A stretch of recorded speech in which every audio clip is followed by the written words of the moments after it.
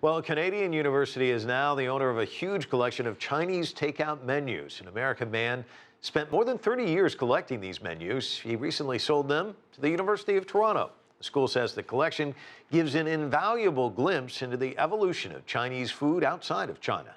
Karina has our story. These are just a few of the thousands of items included in what is known as the world's biggest collection of Chinese menus. Most of the menus are from restaurants in the United States and Canada, but some are from other countries too. They span from 1896 to last year. There are also food artifacts like small woks, soup spoons, and puzzles. The whole collection was assembled by the author of Keep the Change, an avid collector in New York City who calls himself Inspector Collector. Chinese menus changed my life. It opened my world. I met new people. I have gone in pursuit of the hobby to Shanghai and Canton and Hong Kong and eaten like the Dickens. They also made him richer. The University of Toronto Scarborough recently bought the collection for $40,000.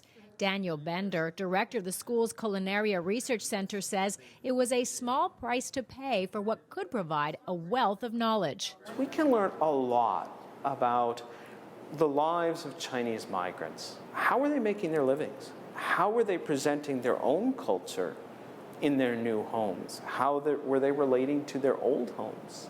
What flavors were they trying to preserve?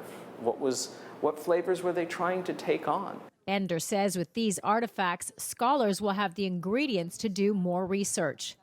U of T Scarborough is taking the entire collection, all 10,000 items, and digitizing them so that it won't only be scholars who can access it, but anyone with an interest in the history of Chinese American cuisine. The university's chief librarian says digitizing the items for public consumption is no easy task.